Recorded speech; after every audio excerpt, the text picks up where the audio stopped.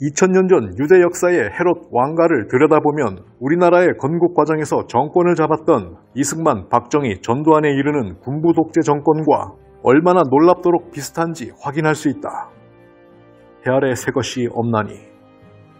헤롯 왕가는 이방 에돔 족속 출신 장군으로서 당시 유대 헤스몬 왕조에 의해 등용된 군부 세력이었지만 이후에 로마에 의해 헤스몬 왕조가 붕괴되는 과정에서 친로마 정책을 펼치며 자신들이 유대의 왕으로 등극하게 된다.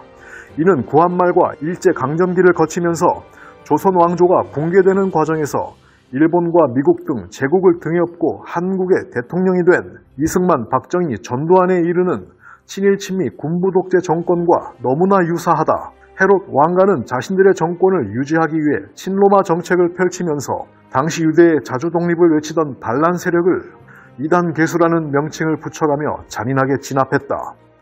이 과정에서 죄 없는 예수 그리스도 역시 처형당했다. 동방 박사들이 찾아와 메시아를 보여달라 했을 때 헤롯 왕은 예루살렘의 영아들을 살해했고 예수가 활동할 당시에는 바리새인 대제사장들과 규합해 예수를 나사렛 괴수라는 누명으로 십자가에서 처형했다. 이는 과거 친일 친미 군부 독재 정권이 자주 독립을 외치는 민족 지도자들, 즉 김구, 여운형, 조봉암, 장준하 등 같은 인물을 무조건 빨갱이로 몰아붙여 암살 및 사법 살해해왔던 역사와 일치한다. 더욱이 이승만은 제주 4.3 사건 당시 10살 이하 어린이들을 포함한 무고한 양민 수만 명을 살해했고 전두환은 5.18 광주항쟁 시 광주 시민을 빨갱이 폭도로 몰아붙여 학살했다. 이런 만행뿐만 아니라 헤롯 왕가는 유대의 정권을 잡으면서 입법부, 사법부를 장악하여 독재 정치를 일삼았다. 견제 세력인 입법부 사내들인의 권한을 대폭 축소하여 허수아비 입법기관으로 전락시켰고 사법부인 대제사장들 역시 자신들이 골라서 임명하는 독재 정치를 구가했다. 박정희는 유신 독재 체제 하에서 대통령 자신이 국회의원 3분의 1과 모든 법관을 임명하고 긴급조치권 및 국회 해산권을 가지며 국민의 직접 선거가 아니라 임기 6년의 횟수의 제한 없이 통일주체 국민회의의 간선제로 연임할 수 있도록 했다. 그리고 전두환 역시 간선제로 대통령이 되었다.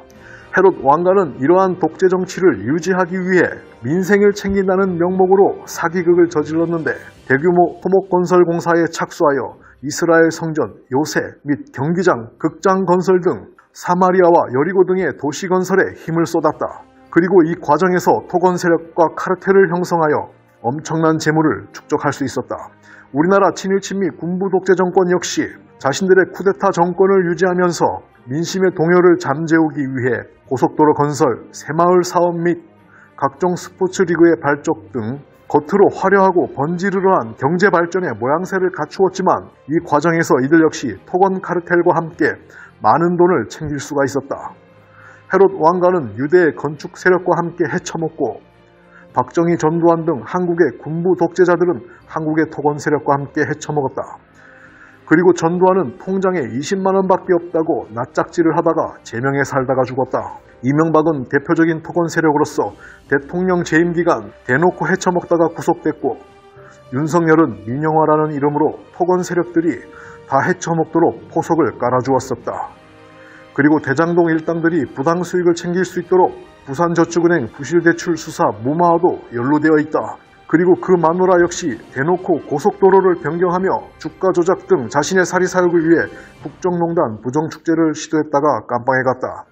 2000년 전 로마 제국의 빌부터 독재를 하며 토건 사업을 헤쳐먹던 그 인간 무리들을 헤롯 당이라고 한다. 그리고 현재 대한민국에서도 미국, 일본의 빌부터 정치질하며 토건 사업 과정에서 각종 비리로 헤쳐먹고 있는 그 헤롯 당이 바로 국민의힘 혹은 대장동 55클럽이었다.